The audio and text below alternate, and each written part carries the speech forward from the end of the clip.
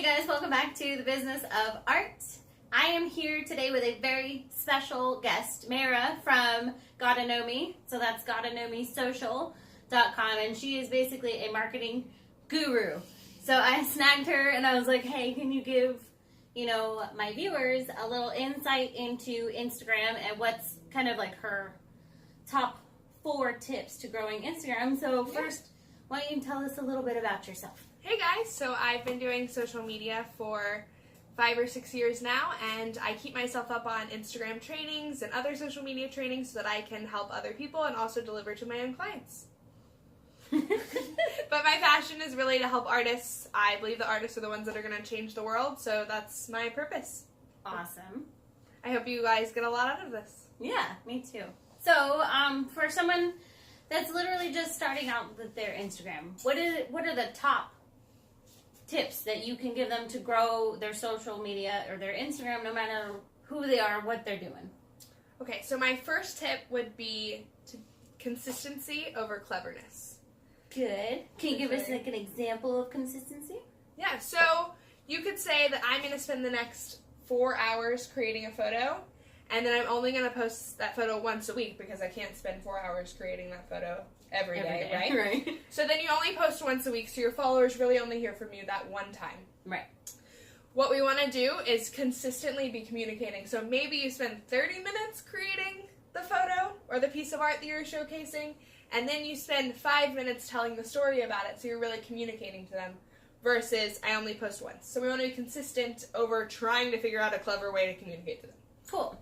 And do you have a recommended amount of times that people post on Instagram, like daily or 3 times a day, or? So actually, I would totally say 3 times a day. 3 times. Okay, I know that's completely unreal. I said daily in one of my videos, but 3 times a day seems like it could work too. Algorithmically, it is the best. Okay. Because only 6% of your followers are actually going to see your post, no matter if you post 10 times a day. Yeah. Or once. That's good. So you're just hitting them more times, basically. And it's different followers each time. So that 6%, I may be in this time, and you may be in the next time. Cool. So I would definitely follow her advice over mine on this because she's the pro. Okay, what's your second tip? So my second tip would be to tell a story. So I have 2 types of clients. I have clients that are brands, and then I have clients that are artists. And my artists always do better on Instagram because they tell a story on how they got there, and they're always solving people's problems. It's an artist thing. So they usually give a problem and a story about something that they went through, and then all of a sudden they solve the problem. And so you have the solution. So people really follow you on your journey versus a brand who posts a picture, let's say they sell shoes. Yeah. And the shoe is like in the snow, and they're like, it's time for a snow day. Okay, besides like I think of my snow day as a kid, Yeah. You're not telling me the story, you're not telling me what to do. Yeah. I have no reason to continue following you. Okay. So that would be tip number 2. Tip number 3 is to use what Instagram gives you. Okay. So I hear a lot like, hashtags make me look desperate. Like, okay, I got it. But Instagram's giving them to you to use, and it'll help you with the algorithm. Good. We obviously don't want to use 40 hashtags. Right. Or hashtag like, or hashtag follow for follow. Yeah. Those are banned hashtags, which will get you shadow banned. It's a bad idea. Good to know. Okay, don't use that follow for follow. Okay, good. You can also look up a list of banned hashtags. Oh, okay. They have released them, which is one of the only things Instagram will release on what they're doing. Yeah, that's That's interesting. But you do want to, let's say you post a photo with a bunch of green paint on it. I would hashtag green paint. Yeah. I would hashtag the company. You only want to hashtag things that are in the photo. And then maybe you have one personalized hashtag like Mixed Media Girl. Right. That you would use over and over again, but it would just be that one, and I wouldn't ever use more than 10. Okay. Yeah, from my research, it was better to use more like around 3 hashtags. Yeah. Okay. Because as that opposed way, to like 50, because then they actually get less engagement. Yeah, it's just not a good idea, because then Instagram is like, oh, I see what you're doing. Yeah. You're trying to trick I me. see what you did there. Okay, good. They want you to use what they give you, just not to a point where they see you using it. Does that make sense? Yeah. Okay. Okay, and so number 4. The 4th one, I remember right now, is to interact with your followers.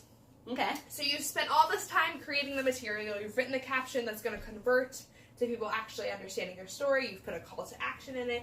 You've done your 3 to 5 hashtags. You spent all this time doing it. And all of a sudden you get people commenting on it and you leave it alone. That's a terrible idea. Okay. So what we want to do is make sure that we're interacting with our followers. Make sure we know that, or they know that we're here to service them and we want to keep them. We want to be friends with them. I've met multiple people, like, in real life from them just, like, following me on Instagram. And they're like, oh, my God, I feel like I know you. Yeah. And that's what we want to create on Instagram. We want them to feel like they know you as an artist, which continues to get them to follow you. Makes sense. So in that first hour after you post, it's the most important. Okay. So you want to reply to those comments in an hour. I did not know that. So that way, you're engaging with your public, because you can get 100 comments on it. But if I commented on your picture and you didn't reply to me, pretty less likely to comment again. Okay. Now, are you saying, like, within the first hour? Because what I worry about is, what if when you grow too big and you do get hundreds of comments, you can't literally necessarily spend all day answering every single. Totally. I try to at least go and heart all of the comments, and then I try to answer any questions specifically. Do you think that that's a decent amount of engagement? I would say give yourself like 20 minutes after you post. Okay. To like stay there and To respond to those. and respond Okay. to those. And then the ones after you can like or Yeah. respond to later. But that first hour is measuring how much engagement you're going to get on that post overall. Which, by the way, guys, the same tip applies to YouTube, actually. Yeah. I found out from my mentor at YouTube. She said basically the same thing. Once you post a video, it's not necessarily real to reply to every single comment always, but at least within the first hour after you post it, reply to those comments or heart them or whatever. Do as much as you can. Yeah. Cool. So that's pretty consistent. Sweet. Awesome. Okay, well, those were some amazing tips on growing your Instagram. Definitely check out her website. I'll put it down in the description. She's got super cool tips, and she's just starting a newsletter Yeah. where she's going to send out social media tips weekly. Weekly. Awesome. All right, don't forget to subscribe here if you haven't already, and we'll see you next time. Bye, guys.